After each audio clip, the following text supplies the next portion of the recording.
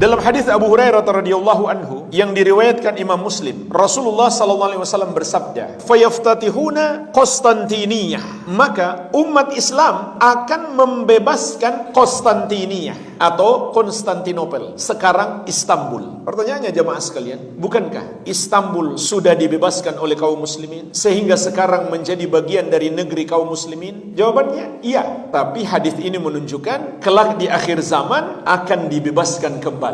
Apakah karena Istanbul dirampas kembali oleh orang-orang kafir, atau naudzubillah penduduk Istanbul menjadi murtad? Kita tidak tahu pasti, wallahu alam. Yang jelas ini peristiwa di akhir zaman. Umat Islam akan kembali berjihad melawan orang-orang Romawi dan membebaskan Istanbul. Dan hadis-hadis yang berbicara tentang pembebasan Istanbul itu terkait dengan akhir zaman. Jadi bukan yang dilakukan oleh Muhammad Al-Fatih seperti khurafat sebagian orang sampai mengatakan dia adalah Asy'ariyah, berarti akidahnya benar. Ini cara berdalil yang keliru. Benar atau tidak harus diuji apakah sesuai Al-Quran dan Sunnah dan pemahaman ahli Sunnah. Jadi hadis ini menunjukkan kepada kita pasukan yang dipuji Nabi SAW yang membebaskan Istanbul adalah yang di akhir zaman. Juga diriwayatkan oleh Imam Muslim dari sahabat yang mulia Abu Hurairah radhiyallahu anhu. Rasulullah SAW bersabda, "Hal sami'tum bi Madinatin janibun minha fil barri wa janibun minha fil bahri." Apakah kalian pernah mendengar tentang sebuah kota, sebagiannya ada di daratan dan sebagiannya ada di lautan? Qalu na'am ya Rasulullah. Para sahabat menjawab, "Ya wahai Rasulullah, kami sudah mendengarnya." Hadis sebelumnya menjelaskan kota yang dimaksud adalah Konstantiniyah. Qala, maka Nabi SAW bersabda, "La taqumus sa'ah hatta yagzuwaha sab'una alfan min bani Ishaq." Tidak akan terjadi hari kiamat sampai umat Islam 70.000 orang dari keturunan Ishaq memerangi kota tersebut. Fa idza ja'uha nazalu, maka tatkala mereka mendatangi kota itu, mereka pun memasukinya. Falam yuqatilu bisilahin walam yarmu bisahmin, maka mereka tidak memerangi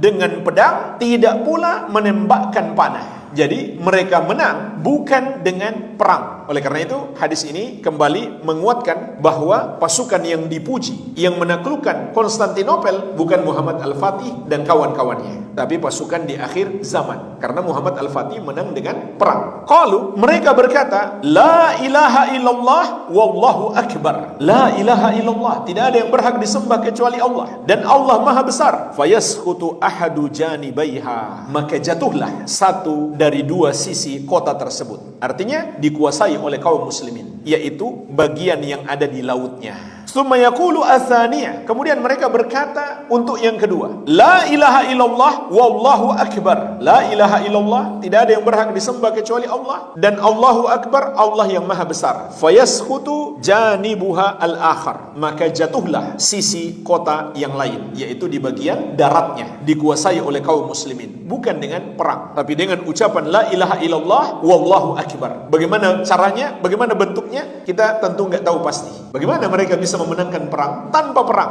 hanya dengan ucapan la ilaha illallah wallahu akbar? Mungkin musuh mendengar itu langsung ketakutan dan menyerah, tapi bagaimana pastinya kita tidak tahu. Kita hanya bisa mengatakan wallahu a'lam. Yang jelas tanpa perang. Fayufarraju lahum, maka terbukalah jalan untuk mereka. Fayadkhuluha fayaghnamu, mereka pun memasuki kota itu, mereka pun mendapatkan harta rampasan perang. Fabainama hum yaqtasimuna al-maghanim, maka tatkala mereka sedang membagi-bagikan harta rampasan perang, idz ja'ahumus sarikh, tiba-tiba datang seseorang yang berteriak, faqal, ia berkata, "Innad dajjal qad kharaja." Sesungguhnya dajjal sudah datang, sudah muncul. Fayatrukuna kulla syai'in wa yarji'un, mereka pun meninggalkan segala sesuatu dan mereka kembali. Jadi hadis ini menunjukkan tidak lama setelah pasukan kaum muslimin membebaskan Konstantinopel atau Istanbul sekarang, maka keluarlah dajjal. Ini juga semakin menguatkan bahwa pasukan yang dipuji di sini pasukan jihad di akhir zaman. Al-Amwah menemani ibadahmu juga hijrahmu.